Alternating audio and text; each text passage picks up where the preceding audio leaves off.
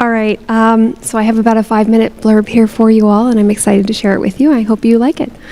I have always loved learning the meaning behind names. When something feels so close to our identity, it can feel like it takes on a special weight.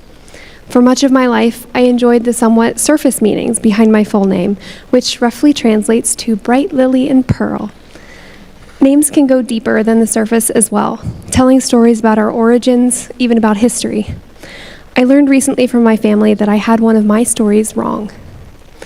The reason my parents chose my first name, Susannah, was not for the reasons I thought, but had, in fact, more disturbing origins. It led me down a path to grappling with where our names come from and how we make sense of the complex histories we carry. When my parents chose to name me Susannah, it was for 3 reasons. They liked that they didn't know anyone else named Susannah.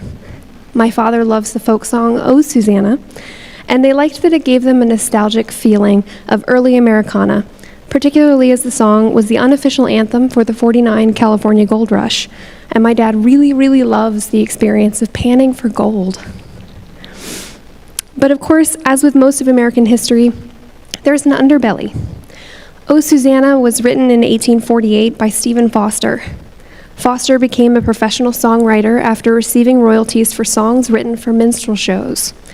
If you're not familiar with minstrel shows, they were a form of widespread musical theater entertainment in America in the 1800s that dehumanized enslaved African Americans, portraying them in heavily stereotyped and degrading ways.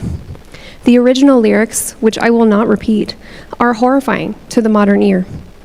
And yet, the song was so popular, it was rewritten by countless artists and was even reportedly sung by both Union and Confederate soldiers during the Civil War, with one version reminding soldiers of the slaves they were fighting to free, and one version harking to a fictitious Southern belle that they could pine for. Wrestling with my namesake is uncomfortable, but it's a reminder, now more than ever, that I should not brush away that discomfort. History cannot be whitewashed, as that act removes truths we cannot, should not forget. My middle name is my grandmother's first name, but it too carries a complex history. My Ashkenazi Jewish ancestors fled anti-Semitic persecution in Germany to come to Demopolis, Alabama, before Foster first debuted "O Susannah." The town became a haven for Jewish immigrants, and the town still maintains family cemeteries in which my mother's family rests. It's a reminder for me that though my ancestors arrived in America hundreds of years ago, I'm still a descendant of immigrants. Not a drop of my blood, my genetic makeup, originated in the country I call home, that I was born in, the land that I currently stand on. The only reason I stand here today, as do many who look like me, is because my ancestors were lucky enough to survive and find success in a new refuge where they were accepted, far from the lands of their birth. My last name is the final piece in this historical review. Though I don't share this often, I legally changed my surname at 23 years old after a tumultuous end of my first marriage. I was no longer just my father's daughter, and was certainly no longer my ex-husband's wife. Going back to my maiden name felt like slipping back into the skin of a self I no longer recognized. Instead, I chose my own surname, but kept part of my father's family legacy. My father's family has traced their surname as far back as 1,000 years ago in the oldest surviving government records of land ownership in England. I chose another surname that also appeared in those same records from a similar geographic area. In choosing my own surname, I chose not only my own identity, but I exercised a right that had only become legally recognized in the 1970s. I did something my grandmother would not have been able to do. That I could do it with no fuss and just a $150 filing fee is something that has deeply rooted within me.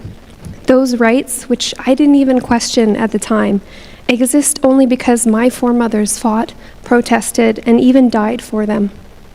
That surname now carries my own legacy, that of my career thus far in a traditionally male-dominated field and 2 graduate degrees. And unfortunately, those rights I enjoyed are now in jeopardy for future generations. My full name speaks to me the truths of the world as I see them, that the history of America is as beautiful as it is ugly, and the ugliness, the cruelty of what humans are capable of, cannot be revised to create some comforting fantasy. The people who look like me are just as much children of immigrants as the immigrants we know today, And the same things that drive them to come to the land of the free are the same things that drove our ancestors. And finally, that the fight for the indomitable rights of humanity will always persist, that we can't go backward, and the future is always worth fighting for. Thank you.